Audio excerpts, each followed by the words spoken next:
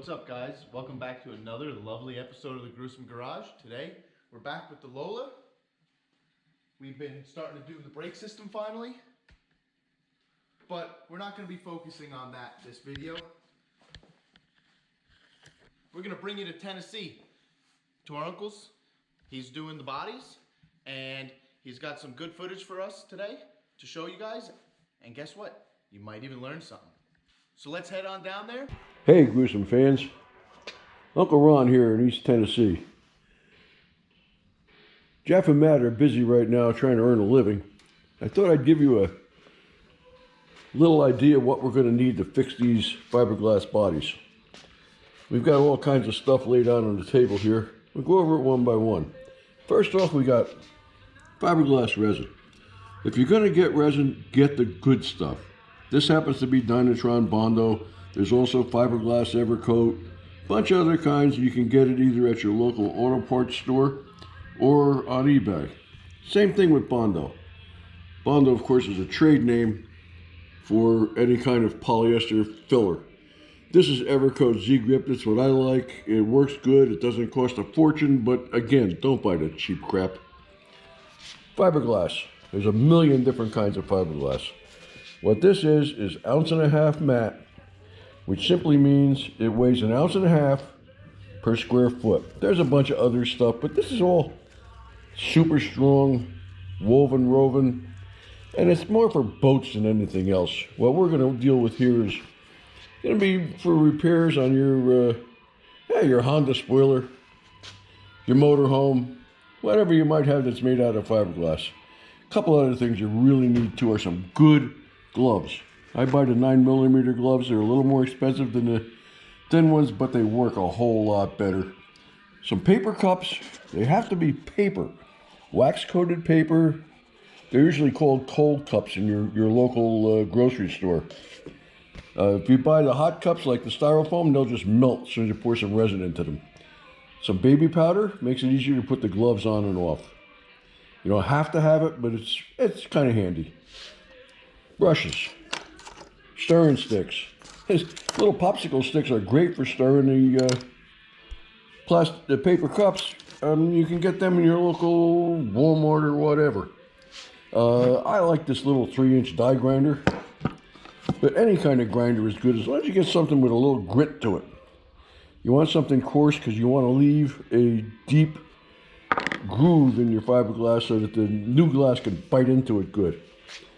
These are fiberglass rollers. They're only good for fiberglass. They're not good for rolling anything else, but they're great for getting the air bubbles out and leaving a nice smooth finish on your glass while it's still wet. These you'll probably have to get on eBay. I don't think you'll find them in any of your local stores. So that's about it. If you got all this stuff right here, you can get going. Right now, I'm kind of waiting for the weather. It's been really crummy here in East Tennessee. It's been rainy and cold and just not nasty, just not nice at all. So, and this is the reason I work outside right here. I don't like to get a whole bunch of crap flying around on these cars. So I just do everything outside and let all the garbage be out there. Anyhow, that's it for now. As soon as the weather breaks, we'll get after them Lola bodies and we'll do something with them. I'll show you what I'm doing. Hey, Gruesome Garage folks.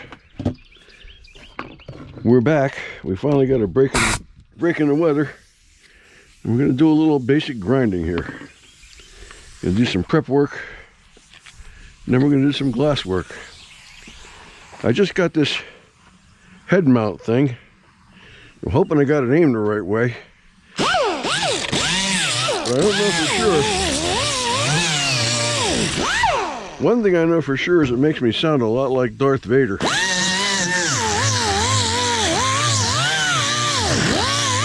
We gotta get rid of all this crap work so we can do something right.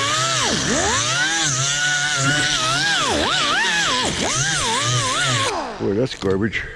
Wow.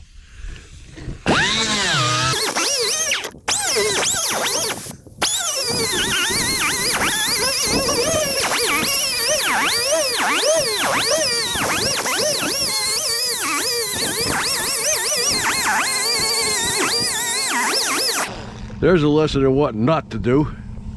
Somebody laid a bunch of fiberglass right over dirt, garbage, whatever else was there.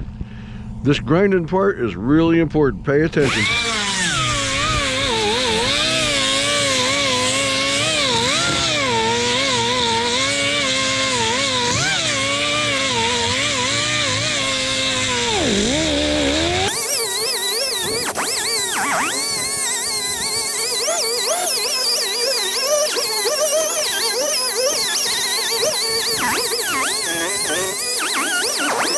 Look at that.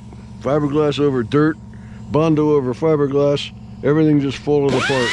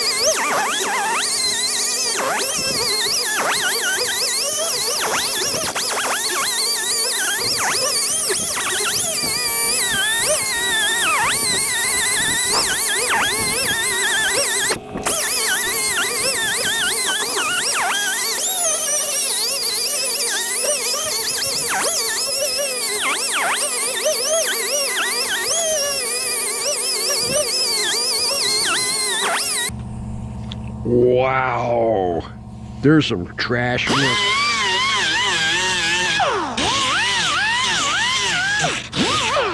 Whoo! Now you see why I do this stuff outside. Imagine what a mess that'd make in the garage. Just look at this pile of dust. Watch this go. You don't want that crap in your garage or in your house. I think what we're going to do is we're going to concentrate on this one little corner. We're going to go ahead and glass it, take it up through Bondo, finish it. I won't bore you with the other 10 spots on this body. I'll get all them done and then we'll get back to it. But for now, let's get this one corner glued up. Hold on a second, I'll be right back. The top side wasn't bad enough. Look at the crap they did underneath it. Wow, this is some really nasty looking stuff. Really, really bad.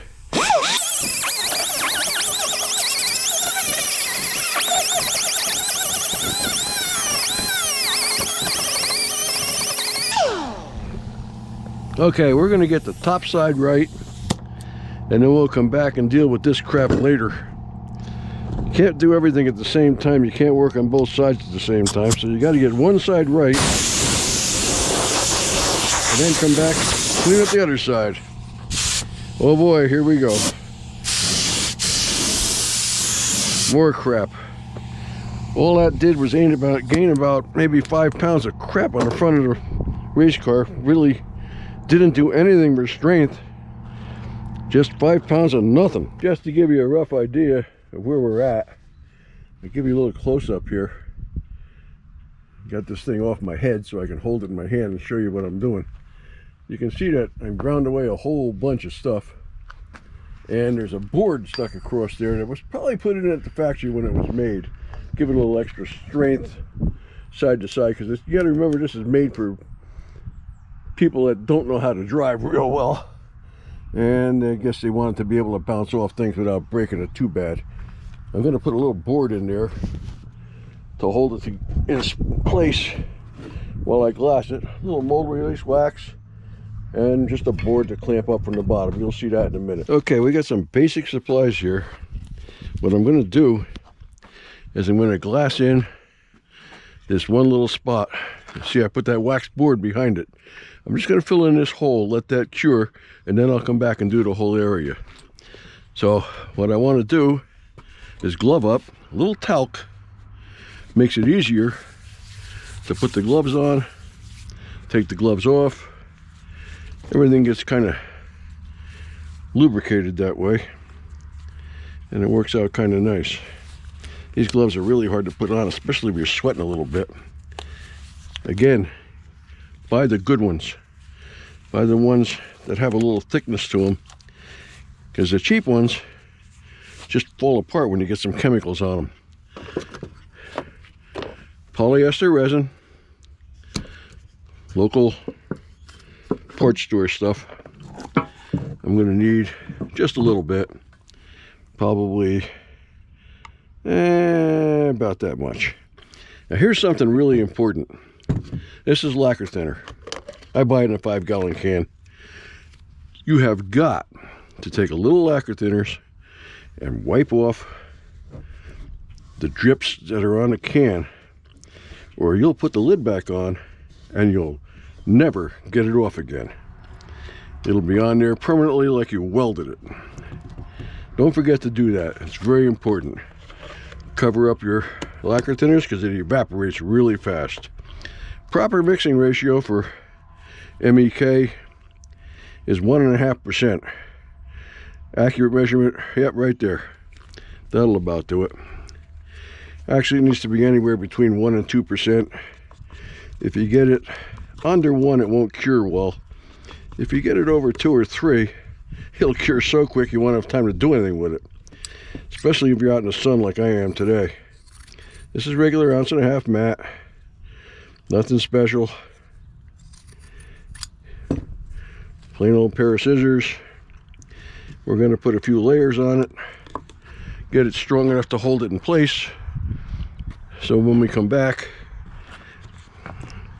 it don't fall apart on us. Always a good idea to wet out first. Let's get some resin, smear it around.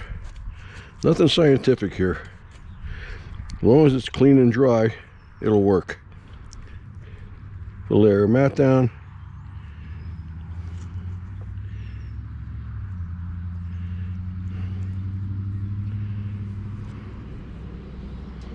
This is something that takes a little practice. You get the hang of it pretty quick. Again, it's not rocket surgery, as the saying goes.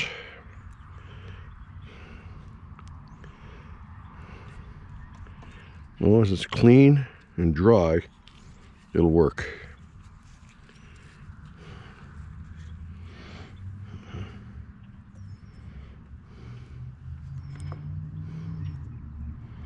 Just wet it out good.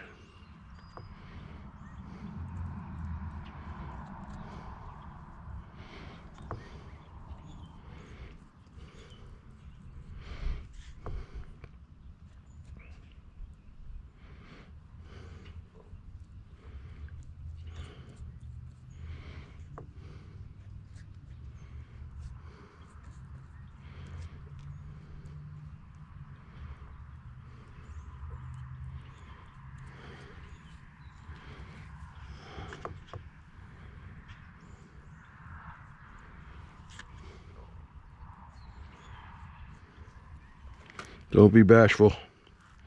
It gets a little messy. It doesn't really matter.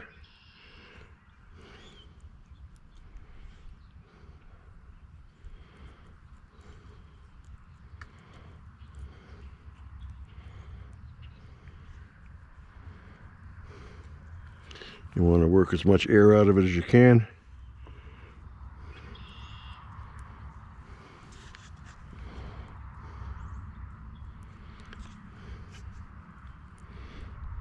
And yes, it'll drip on the floor. If you care about the floor, by all means, put some paper down or something. Catch the drips. Stuff is really hard to get off if you want to. Okay, that's wet out pretty good. Not a whole lot of air bubbles anywhere. We're not going to bother rolling this because we're going to smack it with a grinder anyway. Before we go any further tomorrow, we're going to leave this go for tonight. We'll come back at it tomorrow if the weather's good. Take that board out of the back, grind that down a little bit, and then we'll glass the whole area. For now, that's all we're going to do. That's enough for today. Take the gloves off. Clean up your brush, because, yeah, they're cheap, but why waste them? Little lacquer thinners, and we're good. So much for today. Something that I've always found difficult, well, not so much difficult, but more intimidating than anything, is fiberglass work. And now that I have a little bit of an idea of how to do it, I might have to try to tackle some of it myself. But it's really neat to see how it's done and to learn from somebody who's been doing it for a long time.